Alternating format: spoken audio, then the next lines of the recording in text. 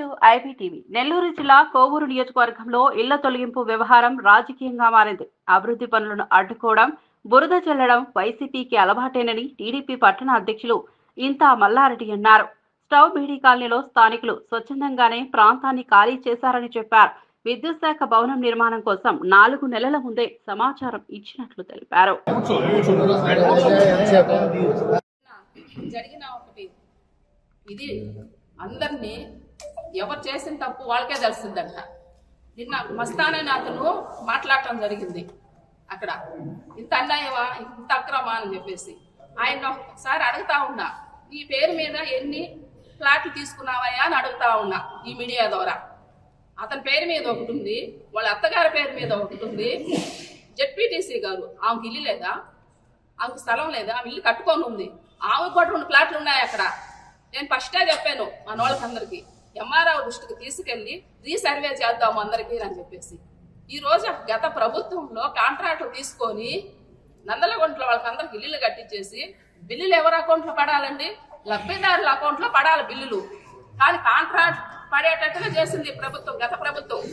డైరెక్ట్గా వాళ్ళకి అక్కడ బేస్మెంట్ కట్టింది తెలియదు, బిల్లులు మాత్రం వాళ్ళ అకౌంట్లో పడిపోయాయి. నష్టపోయేది మీరే. మీతో కూడా వచ్చి మాట్లాడిన వాళ్ళకందరికీ, ప్రతి ఒక్కరికి రైల్వే రోడ్ పక్కన అక్కడ ప్రతి ఒక్కరికి 2 ఫ్లాట్లు 3 ఫ్లాట్లు ఉన్నాయి.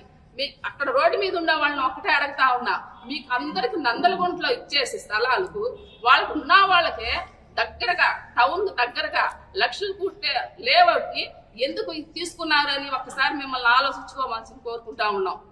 ప్రజలకు అందరికి ఒకటే చెప్తా ఉన్నాం. ప్రశాంత్ రెడ్డి గారికి చెప్పాము, ఆమె వినలేదు, వెళ్ళిపోయింది అని చెప్తా ఉన్నారు. మీకు చెప్పింది, మీకు అక్కడ స్థలాలు ఇచ్చున్నాయమ్మా, మీకు ఇల్లు కట్టించున్నాము, అక్కడికి వెళ్ళండి అని చెప్పింది ఆమె. కానీ వీళ్ళు వైఎస్ఆర్ వాళ్ళు పోయేసి అక్కడ గందరగోళం చేయటం జరిగింది. అదేమనంటే మదన్ రెడ్డి గారి మీద కేసు పెట్టాలి, రమేష్ మీద కేసు పెట్టాలి. ఆయన కూర్చొని వైరుతో కొట్టారు. ఎవరు కొట్టారు వైరుతో? ప్రతి ఒక్కరికి సెల్ ఫోన్లు ఉన్నాయి. వైరుతో కొట్టినప్పుడు ఎందుకు మీరు రికార్డ్ చేయలేదు? ఈ విధంగా జనానికి చెప్తే వాళ్ళు ఒక విధమైన చెడ్డ అభిప్రాయం కలగొద్దని చెప్పేసి ప్రజల్లోకి తీసుకెళ్తున్నారు. ఇంకా మన నాయకులంతా ఆలోచించుకొని రీసర్వే జరిపిస్తే బాగుంటుందని చెప్పేసి ఈ మీడియా ద్వారా ప్రతి ఒక్కరిని కోరుకుంటున్నాం. అది కాదు, క్లుప్తంగా 2 మాటలు కాదు. మీకు ఎవరో కూర్చుంటే క్లుప్తంగా 2 మాటలు కావాలి. మీకు ఇప్పుడే దాన్ని చూపించడం జరిగింది. అక్కడ ఉన్నటువంటి ప్రతి ఒక్కరికి కూడా ప్రభుత్వం ఇళ్లు మంజూరు చేయడం జరిగింది. కట్టుకునేందుకు వాళ్ళకి అమౌంట్ కూడా ఇవ్వడం జరిగింది. వాళ్ళల్లో ఆల్మోస్ట్ అందరూ కూడా ఇల్లు కట్టుకొని ఉన్నారు. 1-2కి మాత్రమే మనం టైం అడిగితే ఈ 3 నెలల పాటు వాళ్ళకి టైం ఇవ్వడం జరిగింది. ఇది అని చెప్పడం జరిగింది. వాళ్ళు ప్రత్యామ్నాయం వాళ్ళు చూసుకోవాలి. వాళ్ళకి కావాల్సినటువంటిది ఏదైనా కానీ మా ఎమ్మెల్యే గారు అక్కడికి వెళ్ళిన తర్వాత నాది సమస్య అని అంటే వాళ్ళకి ఇవ్వకుండా ఉద్దేశం లేనే. ఇప్పుడు మిమ్మల్ని అయినా తీసుకొని వెళ్ళి నేరుగా చూపించడం జరుగుతుంది. రండి మాతో పాటే. దౌర్జన్యం జేసీబీలు చూస్తే ముక్కలు అవుతాయి, అంతేగాని ఓడ తీసుకొని ట్రాక్టర్లో పెట్టుకొని వెళ్ళిపోయేటువంటి సందర్భాలు ఎక్కడా ఉండవు. మేము ఈ రోజు కూడా ఒక్క ఇంటినైనా దౌర్జన్యం చేసామో చూడండి.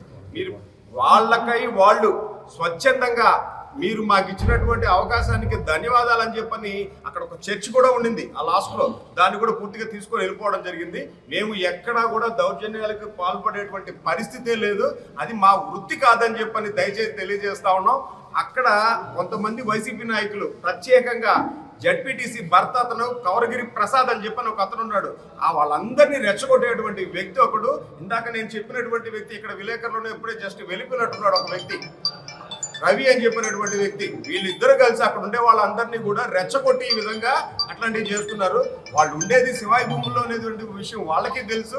50 సంవత్సరాలు అనేది అబద్ధాల మాటలు చెప్తున్నారు. 50 సంవత్సరాల నుంచి అది లేవు. రోడ్డు మీద ఉండే ఇళ్ళకి కరెంట్ కనెక్షన్ ఉన్నాయంట, పైప్ లైన్లు ఉన్నాయంట, హౌస్ ట్యాక్సులు కడుతున్నారు. ఏమన్నా మాట్లాడుకోదానికన్నా అర్థం ఉండాలి కదా. కొంతమంది టీడీపీ నాయకులు వైసీపీతో లాలూచి పడి కొన్ని ఇళ్ళు మాత్రమే తీపిస్తున్నారు.